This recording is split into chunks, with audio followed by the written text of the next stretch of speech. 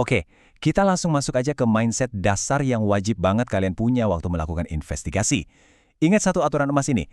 Dari awal kalian bergerak, selalu asumsikan kalau setiap kasus kecurangan atau fraud yang lagi kalian tangani, ujung-ujungnya pasti akan berakhir di pengadilan. Titik. Kita ini bukan lagi main detektif-detektifan ya, kita sedang membangun sebuah kasus hukum yang kokoh. Terus, kalian mungkin nanya nih, kenapa sih kita harus kaku itu mikirin pengadilan? Jawabannya simpel banget. Nemu siapa yang salah, tuh nggak cukup. Kalian bisa aja 100% yakin siapa pelakunya. Tapi hati-hati, kalau bukti atau evidence itu kalian kumpulkan dengan cara ilegal atau asal-asalan, hakim bakal langsung nolak dan membuang bukti itu. Dan kalau itu terjadi, ya kasus kalian kalah, berakhir gitu aja. Semua usaha investigasi kalian bakal sia-sia. Nah, makanya sebelum kita melangkah lebih jauh buat nyari bukti, kita harus benar-benar paham fondasinya dulu. Apa sih sebenarnya yang diakui oleh hukum sebagai sebuah bukti? Secara esensial, evidence atau bukti itu bisa berupa apa aja.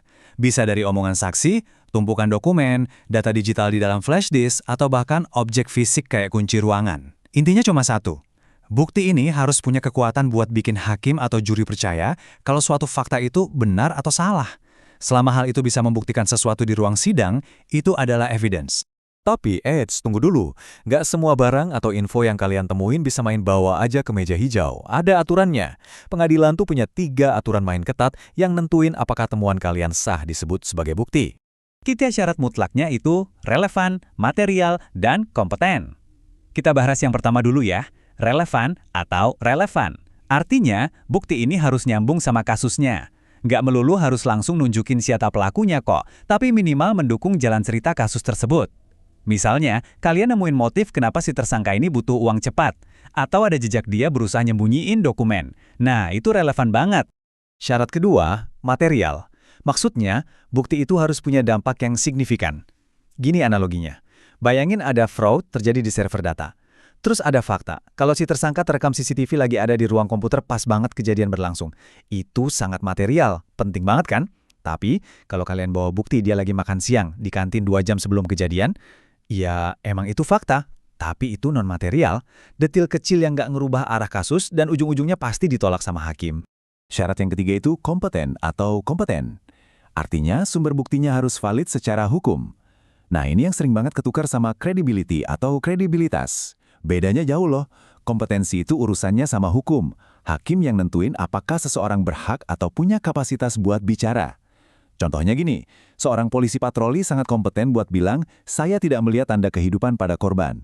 Tapi dia sama sekali nggak kompeten buat nyimpulin, oh penyebab kematiannya karena racun. Itu ranahnya dokter forensik. Di sisi lain, credibility itu urusan tingkat kepercayaan.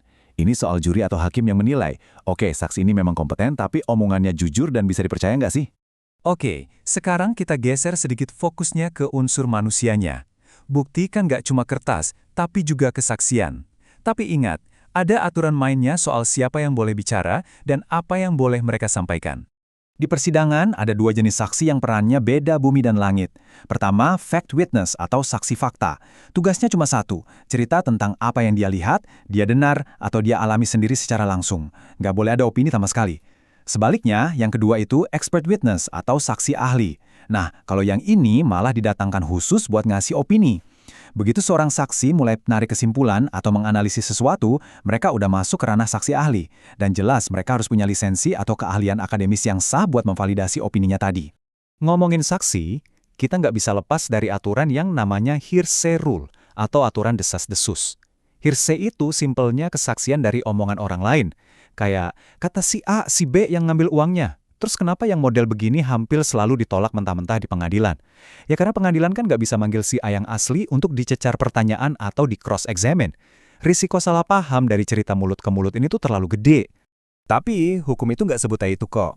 Ada beberapa pengecualian di mana hearsay ini malah diperbolehkan masuk. Contohnya kayak pernyataan dari orang sebelum dia meninggal. Pengakuan bersalah yang kebetulan didengar orang lain, dokumen-dokumen bisnis atau publik yang resmi, atau pernyataan yang keluar spontan karena syok. Dalam kondisi-kondisi khusus ini, hukum masih menganggap omongan orang lain itu punya tingkat kejujuran yang bisa dipegang. Kalau kita balik ke dokumen, ini ada kasta kekuatannya loh. Primary evidence atau bukti utama, itu adalah dokumen aslinya, misalnya surat kontrak dengan tanda tangan basah. Ini kasta tertinggi, yang paling sakti. Di bawahnya ada secondary evidence atau bukti sekunder, kayak fotokopian atau orang yang bersaksi soal isi dokumen tersebut. Nah, sebagai investigator, kalian nggak bisa seenaknya aja pakai bukti sekunder.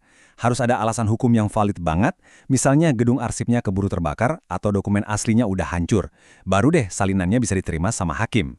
Keren, kalian udah nemuin buktinya, relevan, dan itu dokumen asli. Terus tugas selesai? Oh, tentu tidak. Justru sekarang kita masuk ke fase yang paling sering menghancurkan karir investigator pemula, gagal menjaga jejak fisik bukti tersebut. Konsep ini kita sebut sebagai chain of custody atau rantai penjagaan bukti. Perhatiin baik-baik ya, ini krusial banget. Ini adalah catatan tertulis yang terus nyambung tanpa putus tentang siapa aja yang pegang bukti tersebut, mulai dari detik pertama dipungut di TKP sampai akhirnya ditaruh di meja hakim. Kenapa saya cerewet banget soal ini? Soalnya kalau sampai ada bolong 1 jam aja, di mana nggak jelas siapa yang lagi pegang flash disk barang bukti itu, pengacara lawan bakal senyum lebar dan langsung nuduh kalau datanya udah kalian manipulasi. Habis perkara. Makanya, kita punya prosedur standar. Setiap nemu fisik bukti, langkahnya harus kayak gini. 1. Confiscated atau disita secara resmi. 2. Langsung marked, kasih tanda identifikasi yang unik. 3. Stored, alias simpan di tempat aman yang nggak gampang diakses orang sembarangan. Dan 4. Logged, atau dicatat super detail siapa aja yang pinjam dan ngembaliin bukti itu. Rantai ini bener-bener nggak boleh putus. Ada satu lagi nih, ranjau yang harus kalian hindarin. Privilege communication, atau komunikasi yang dilindungi hukum.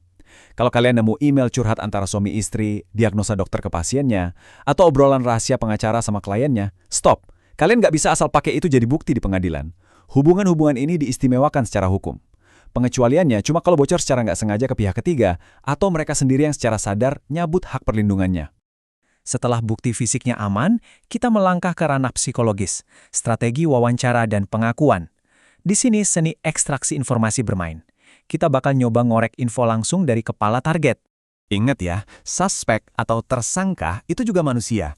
Kalau kalian datang-datang langsung gebrak meja, terus nuduh macam-macam, yang ada mereka bakal langsung pasang tembok dan tutup mulut. Strategi yang pinter tuh, mulai dengan ngebangun rapor atau kedekatan emosional dulu. Lempar pertanyaan-pertanyaan ringan, yang santai, dan yang paling esensial, fokus ke emosi mereka bukan ke logika kasusnya. Sering banget orang lakuin fraud itu karena terjepit masalah emosional, entah tekanan ekonomi kek atau murni balas dendam. Kalau kalian bisa bikin mereka ngerasa dimengerti, mereka bakal ngalir cerita dengan sendirinya. Nah, pas mereka mulai buka mulut, kalian harus jeli bedain antara admission dan confession. Admission itu cuma pengakuan sebagian. Misal dia bilang, iya deh, emang saya yang pegang kunci berangkas malam itu, tapi dia nggak ngaku kalau dia yang nyuri. Itu admission. Tapi goal utama kita, target tertingginya, adalah confession. Ini tuh pengakuan bersalah secara penuh. Yang paling ideal sih tertulis dan ada tanda tangannya ya, di mana dia mengakui seluruh perbuatan curangnya tanpa sisa. Oke, sekarang coba kita zoom out sebentar buat ngelihat gambaran besarnya. Apa sih master plan alur final dari sebuah investigasi fraud? Gimana caranya merangkai semua teori tentang bukti dan psikologi wawancara tadi jadi sebuah manuver mematikan?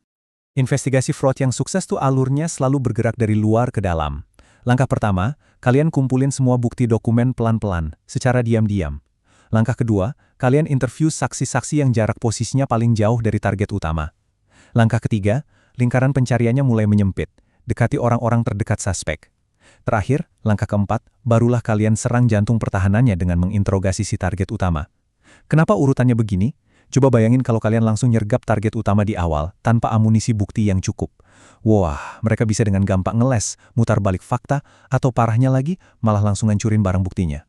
Dan ini membawa kita pada satu aturan mutlak yang menyimpulkan semua pembahasan kita. Taruhlah kalian berhasil bikin tersangkanya nangis-nangis minta maaf dan mau tanda tangan confession setebal 5 halaman. Kalian pikir kalian menang? Jelas belum. Ingat baik-baik aturan ini. Pengakuan saja tidak pernah cukup.